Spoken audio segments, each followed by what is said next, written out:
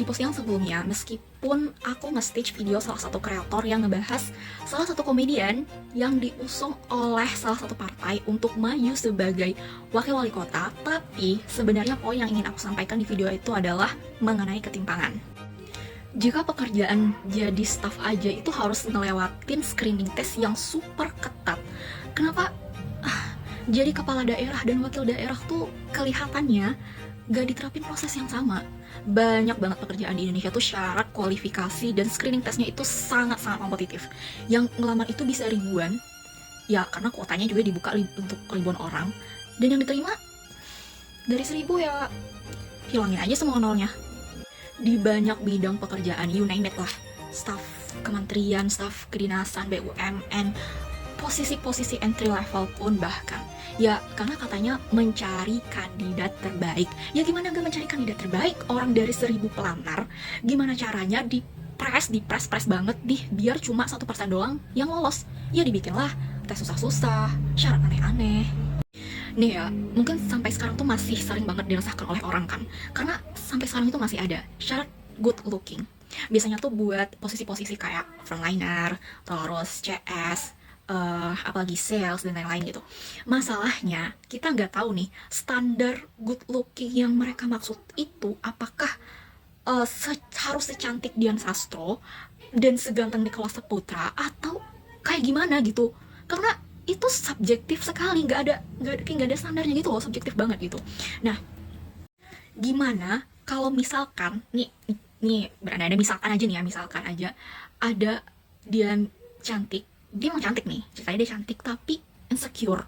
Dia sebenarnya punya kualifikasi untuk nge-apply pekerjaan itu, tapi cuma gara satu syarat ini nih, satu syarat good looking ini, yang sebenarnya pun dia tuh cantik, tapi dia insecure gitu. Kan ada aja kan, ada dong, masa orang nggak boleh insecure sih?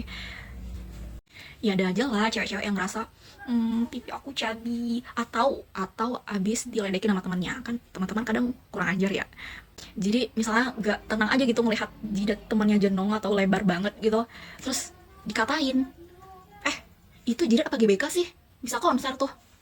Emang agak nggak lucu, tapi kan jadinya syarat yang gak berguna ini jadi menghambat karir orang loh, ya kan?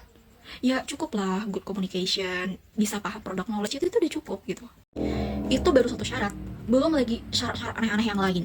Syarat umur yang udah pernah kita bahas di video lain, experience, posisi entry level tapi minta experience, harus punya kendaraan, harus punya laptop spek mahal, harus punya HP minimal iPhone kok minimal.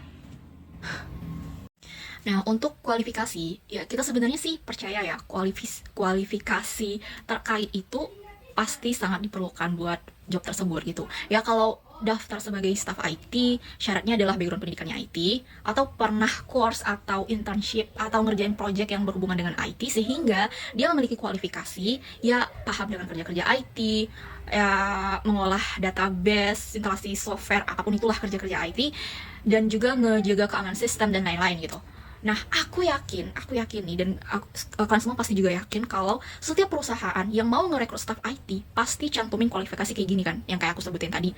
Tapi pada saat yang sama, pada saat yang sama di posisi yang lebih tinggi dengan tanggung jawab yang lebih besar, harus mengelola dan menjaga data keamanan kita. Tapi kita nggak tahu, nih orang sebenarnya ngerti nggak sih? Paham nggak sih? Ketimpangan itu real, dan press conference 2 minggu yang lalu itu benar-benar lucu.